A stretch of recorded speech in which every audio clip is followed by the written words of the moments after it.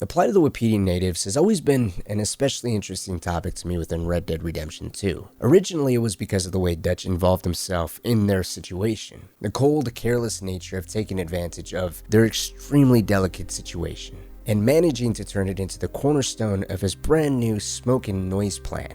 There's very little consideration given to what kind of repercussions would fall back on the Wapitis themselves, and even less regard for the growing and heartbreaking disconnect between Eagle Flies and his father Rainsfall, a relationship Dutch only succeeds in making exponentially worse. As time has gone on and I've replayed the story at different points, certain things have started to stand out to me in ways that didn't before, and initially a lot of this stuff is easy to overlook due to the very nature of Beaver Hollow. It's a chapter that carries this overwhelming sense of sadness. It feels like a complete fall from grace, one that mirrors Arthur's declining health, his shift in priorities, and longing for a version of the gang and a version of Dutch that simply no longer exists. And it's that last part that's really come to the forefront for me in my more recent playthroughs. The consequences of Dutch's mental decline become impossible to ignore here, or at least the lack of a genuine plan that makes any kind of sense. And they define nearly everything that happens within this chapter. From the very first mission, that's Murphy Country, all the way through to the end. His plans grow increasingly unstable. Not only do they make less sense on their own, but if you look how we go from one mission to the next, the execution or the subsequent steps they take in order to get to the next job, phase, or move within Dutch's plans really highlights the opportunistic nature of Dutch's leadership within this chapter, covering misdealings under core gang philosophies and doing his best to show the best version of himself while quickly leading the Wapitis to their own destruction to the gang's benefit. Essentially, Dutch's smoke and noise plan in hindsight feels as if it was nothing more than initiative born out of a revenge scheme of which they were able to conveniently piece together into the smoke and commotion plan. A plan that was less strategic and more tactical in nature, with their delicate situation managing to become the cornerstone of Dutch's escape. We want out, and Cornwall wants us to stop robbing him, and we all know his money is what's keeping the Pinkertons on our tail. He's America, Arthur, and I want out, and he won't let us go. To begin here, I believe starting with That's Murphy Country is the best move, because it's the mission that kicks off the chapter's events, but it also clearly highlights where Dutch's priorities sit after the Pinkertons' assault on LaCay. His focus turns fully from yet another score or quietly disappearing or moving somewhere far away from the eyes of the law, to now dealing his master hand back to Cornwall and the Pinkertons, who he expresses want him, or them. And they're not going to have them. Instead, he's going to remind them who they're dealing with by playing what he believes will be his final move against them. Arthur's comments and his lack of complete agreement results in what I've lately come to perceive as a small but telling dismissal of him. Dutch would send Arthur and Charles off to clear out Beaver Hollow, while he takes Micah along for reconnaissance instead. Once Beaver Hollow's cleared and Arthur returns, the gang and Dutch begin turning the cave's entrance into a proper camp. It's here that Dutch reveals that the reconnaissance he and Micah carried out actually bore some fruit. They found Cornwall. He's actually buying a stake in the Annesburg mine, so they're aware that his business plans have led him to the area. As of right now, that's where the information stops, and so Dutch shares that he and Micah will continue digging to try and see whether if Cornwall knows that they're in the area as well, and more importantly, what exactly his plans are. This sets up the mission just as social call, where the trio appear in Annesburg to confront Cornwall. Apart from Cornwall's death itself, the dialogue throughout this mission has really come to highlight just how little of an actual plan there is, or at the very least how reluctant Dutch is to clearly share it. It also shows how he continues to frame certain actions and the need for certain events within the language of logical, rational thinking. From the outset, Arthur has his reservations about all of this. He believes this is about revenge. He's just heard Micah tell Dutch that they think they have a rat, and now he's trying to get Dutch to see reason. He does this by reminding him of their current situation, that they are known. Cornwall, the Pinkertons, the law, essentially everyone after them know who they are, where they are, and what they're doing. And that's, given all of that, this is not a smart move. When Arthur finally relents and asks what they even plan on saying to Cornwall, Dutch doesn't respond directly. Instead, he chooses to ignite Arthur's emotions. He has been hunting us since Valentine. He is the reason that Hosea got killed. His sugar business is destroying the people of Guarma. This town, Arthur, it's his town. He bought it just to destroy these folks. His sugar, his oil, his law. He reminds Arthur that Cornwall's been hunting them since Valentine, that he's the reason Hosea was killed, that his sugar business is destroying the people of Gorma, that he recently bought Annesburg. This is his town now, and that he's going to continue to destroy these people, just as he's done with everyone else in his path. It's his sugar, his oil, his law. Arthur doesn't acknowledge this directly. Instead, he tells Dutch that these are wrongs he just can't correct. Only then is the plan, or the current plan, revealed to be to cut a deal. They want out, and Cornwall wants them to stop robbing him. It appears they're at somewhat of an impasse, and they all know that it's Cornwall's money that's keeping the Pinkertons on their tail. Cornwall's America, and Dutch is done and over with it. He wants out, but America, Cornwall, won't let them go. With Arthur's admission that none of this really makes sense, Dutch finally shares the somewhat full vision. As he puts it, a deal, some noise, and then they're gone. This ain't making a lot of sense, Dutch. It will, son. It will. A deal, some noise, and then we're gone. The deal in question is one that's insulting, but it also cleverly places the advantage back in Dutch's favor by giving Cornwall the illusion of a choice. For Cornwall's own personal ship, $10,000 and safe passage, Dutch will let him live. It's an ultimatum that, given Dutch's previous understanding of the overall situation, never should have been pursued in the first place. He had just seen the Pinkertons conclude a private meeting with Cornwall, one centered on more aggressive efforts to find and capture him. On top of that, Dutch knows the overall power Cornwall holds and the kind of mentality he operates within. There's no realistic world where Cornwall would have ever agreed to such a deal, and even if he had, what would the insurance have been? How were they supposed to retrieve the rest of the gang up in Beaver Hollow, escort them through Annesburg, and then have everyone safely board the ship and leave? Given the renewed vigor of Milton and Ross, the number of highs in the surrounding area, and the likelihood of a buildup or setup within Annesburg itself, this would have been an open invitation to a surefire trap, one designed to kill them all. A rejection of this superficially kind offer, as he says, preferring it this way may have been the ideal circumstance to provide an opportunity to kill Cornwall. After that, he repeats to Arthur, Noise, Arthur! Noise! if this was the noise part of his cutting a deal, a bit of noise and then we're gone plan, then what happened to the deal? Well, apparently the real reason was never the deal to begin with. They were here, not for Cornwall, but Cornwall's business papers, which Micah secured from a man while Dutch was busy confronting Cornwall. While shooting their way out of Annesburg, that's when Dutch and Micah claims this was the real goal all along.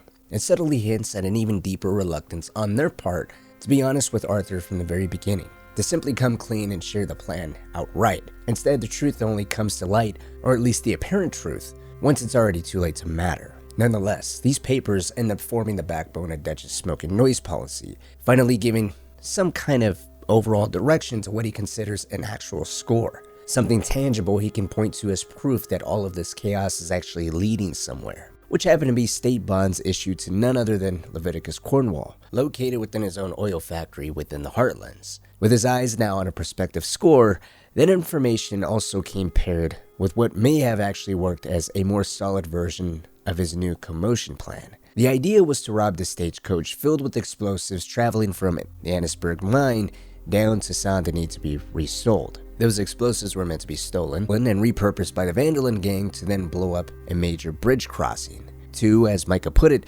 keep the army out of the area for a little while. It would potentially provide the diversion Dutch was looking for while also serving the much larger goal of keeping the army out of the equation altogether as he moved to rob the oil factory itself for those state bonds. After all, the state was paying Cornwall to develop the region, doing so against the federal government's wishes, out of a desire to not agitate the Wapiti natives or go back on the treaties that have been signed over the years. Nonetheless, attacking the factory would essentially mean hitting a government contract, which makes an army response a very real concern. That concern only grows when you consider Colonel Favors' prejudice against the natives, something that has already proven to affect his entire regiment, along with his own personal ambition to make up for a distasteful army service record dating back to the Civil War. A response from the army, hence, was very much likely. Although, to be fair, those last 2 points aren't really known to Dutch. And truthfully, it's hard to not wonder if all of this was part of Dutch's master plan to just show Cornwall exactly who he was messing with. If things have been left here, these would have been the last major blows inflicted directly at Cornwall and his company's assets, and beyond that, it would have been a massive insult to Milton and the Pinkertons personally hunting Dutch. Cornwall. Their main benefactor would be dead, his company still under attack. Dutch would have proven that even with the full weight of the Pinkertons bearing down on him, he was able to strike back, insult those that have been constantly forcing him to be on the run, and he managed to still get away. And so, with the seizure of these papers, a plan was formulated, somewhat. I'm speculating here, but this appears to have been the original plan because it's what's shared with Arthur before the Wapitis ever become involved with Dutch, before everything becomes far more complicated. So, leaving that part out for a moment, this is really the only clear mention of any kind of score. Dutch later even confirms this with some agitation toward Arthur, accusing him of not paying attention and pointing to this as the reason he wanted, and effectively pushed, Eagle Flies and the younger natives to assault the oil factory in the first place. Oh, the doubts. You know why I wanted them to attack this place? I have no idea. What are we looking for? Money, you fool. The money. There's state bonds here. Lots of them. I thought you were paying attention. Old Cornwall had a deal with the state. He was being paid to develop the region against the federal government's wishes, as they didn't want problems with the Indians. The later assault on the Army's payroll train comes after all of this. And as far as I can tell, there isn't any moment where the train is mentioned ahead of time. It only comes up when it's time to hit it. And because that train is carrying Army payroll, along with supplies and funds meant to repair the bridge that Arthur and John blew up, it ends up sounding like something that simply fell into place at the perfect time, possibly working as yet another moment where they pushed their luck. And when you break that job down, there are many flaws in it too. Now, earlier I mentioned Dutch covering his misdealings under the gang's original core philosophy. Along with that, I outlined what I believe to be Dutch's original general idea for how all of this was meant to work out, with him and Micah quietly handling the finer details as they came up. It highlights how it worked out within the gang exclusively, but now let's look at how it affected the Wapitis, as it continues to highlight Dutch's logical thinking, or attempt to hide the cold-blooded utilization of the Wapiti situation behind logical thinking, and giving Eagle Flies the gentle positive reinforcement he needed to continue to push the envelope more and more. Why are you getting involved in this, Dutch? You know me. We shoot fellers as need shooting. We save fellers as need saving. Feed them as need feeding. I told you. Noise. We need noise, Arthur. Noise. And faith. I still don't. From the outset, Dutch sees the opportunity that exists within the Wapiti situation. Eagle Flies comes to Arthur asking for help, and Dutch, while acknowledging that Charles may have made a promise to not fight over some horses, points out that he made no such promise himself. He then leads Eagle Flies on a mission to retrieve the Wapiti's stolen horses, exacerbating the delicate situation between the Wapitis and the army. Now, this is a mission I used to think was entirely about Dutch manipulating Eagle Flies' anger, playing into the shared, passionate resentment towards the United States Army and Colonel Favors, with them being the extension of the civilized world that Dutch is so strongly against himself. And hence, by helping the natives, even though making the situation 1,000 times worse, is continuing that cause in another meaningful way. However, after replaying these missions, none of this really feels like manipulation. With the exception of two specific moves on Dutch's part, everything else is fairly plain from the start. The first move is Dutch rejecting Eagle Flies' money, positioning himself as an ally to the cause who wants nothing in return. The second is the way he responds to Arthur's question about why he's getting involved. He says he knows him. They shoot, save, and feed people as they need. It's a callback to the gang's noble origins. He attempts, albeit pretty weakly, to parallel what he's doing now to the most noble of times the Van der Linde gang once had. But when Arthur reminds him that they haven't done anything like helping anyone but themselves in a long time, Dutch once again shows a remarkable understanding of the situation they're in. He tells Arthur to think. They need noise and they need a little bit of faith. Since killing Cornwall, the Pinkertons have had time to reinforce, which is not a lie. We see this when Arthur and Bill prepare to steal the wagon from Annesburg. They stop to avoid a Pinkerton patrol and are chased down after Bill mentions that Van Horn is a lawless town. The civilized world is closing in on them fast, forcing them toward a conclusion. And as Dutch puts it, the conflict between the natives and the army, a conflict that Dutch even calls as honest, could be exactly what they need. But don't be fooled, this was never a joint Van der Linde gang and Wapiti venture against the army for the Wapiti cause, nor was it a stand against the progress of a civilized world where they created a unified front. It was instead Dutch pushing Eagle Flies forward on false hope. with the intention of keeping his own involvement to an absolute minimum, while making the Wapitis' presence and growing anger far more attention-drawing. And this becomes even more plausible when you consider Dutch's own words about the Wapitis, along with his visible anger when it's revealed that Arthur's been helping rains fall behind his back during the mission My Last Boy. Please, Mr. Morgan, have you help me after we spoke? This is just a trap. My son, my people will all die. You help this fella, Arthur? Please. What of it? What else you been doing behind Dutch's back? What? In a video I made over 2 years ago, I mentioned how this moment highlighted Dutch's anger and not being kept informed about what everyone was doing, especially Arthur. After all, Arthur is the most loyal and trusted gunman from the beginning of the game, signaling even more his ultimate fall from grace. While I still think that reading is true, it isn't the full picture. Framing it that way and leaving it there ignores Dutch's comments at the oil factory, along with 2 other times he explicitly spells out to Arthur what his plans are for the Wapitis. Besides, it's perfect. People will see these boys, they won't notice us, and they'll think we're gone. Everyone will blame everything on the Indian problem, and we'll disappear up the river. But first we need to trap them in this pass. Help me dynamite up these trees. So, you're using them? No, sir. No. Never. But it is mutually beneficial to draw attention to one problem and avail over another. Some good, honest conflict between the army and the Indians might be just the distraction we need. Kill 2 birds with 1 stone. Cornwall was funding the Pinkertons' assault on us. Why do you think I dealt with him? With Cornwall gone, the government is far more likely to divert them to other issues, especially if there's one more scandal. Arthur helping rains fall completely undermines his scapegoat strategy that he was devising for the Wapitis. It contradicts his leadership. It also risks something far more. If they weren't careful, and nobody during Beaver Hollow was, then everything seen as Wapiti activity can just as easily be interpreted as a Vanderland gang move, or worse, as a joint operation between the two, making the hell to pay that much worse. Within this context, Cornwall really was Dutch's biggest problem, and the massive amounts of smoke and noise he was looking for just happened to fall right into his lap.